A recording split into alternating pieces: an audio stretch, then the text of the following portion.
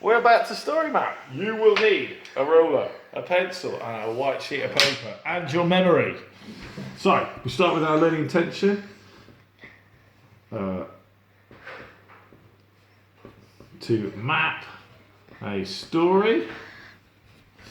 Our date is Tuesday, 24th of March, 2020.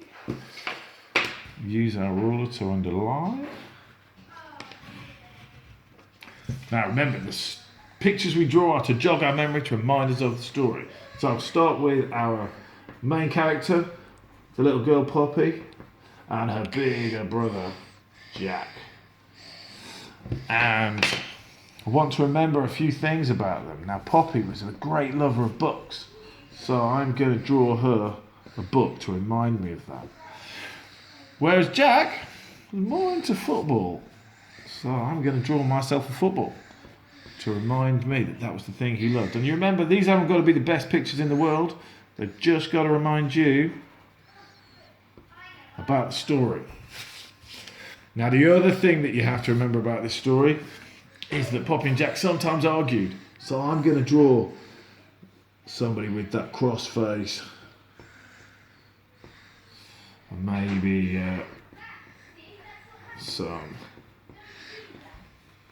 speech bubble with somebody shouting. Now, as a result of this, their mum got really cross with them and sent them out. So I'm going to draw a picture of mum sending them out so they can go and get on. And they go to the park. So my pictures to remind me about the park are going to be the slide. Can't have a park without a slide. Maybe the swings. Easy to draw. Now the next thing, if you remember in the story, is that Jack goes missing. So Poppy looks for Jack.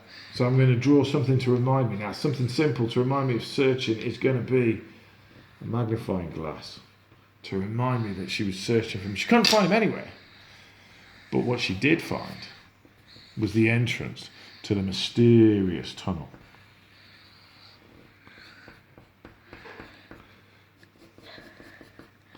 She creeps into that tunnel. She crawls in there.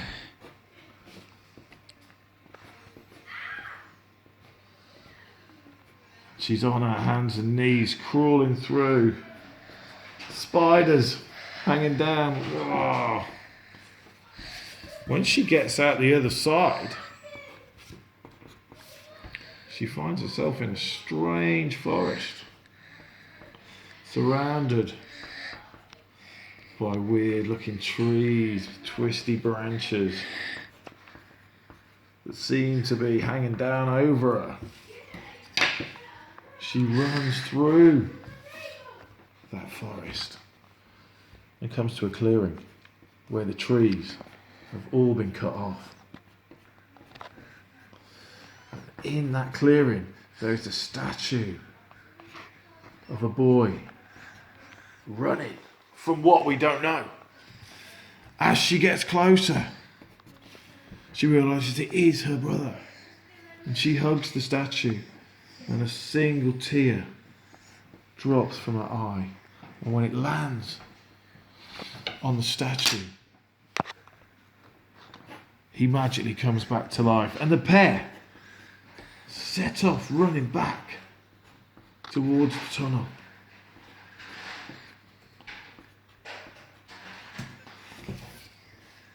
They reach the tunnel. And they sprint back through. Now, thankfully, this has made them friends. So I'm going to draw their smiley faces.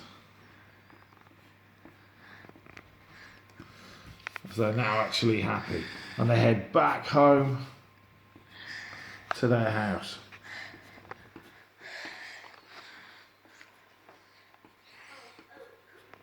Mum sees them and she's like, wow, you two are getting on. And that is the end of our story.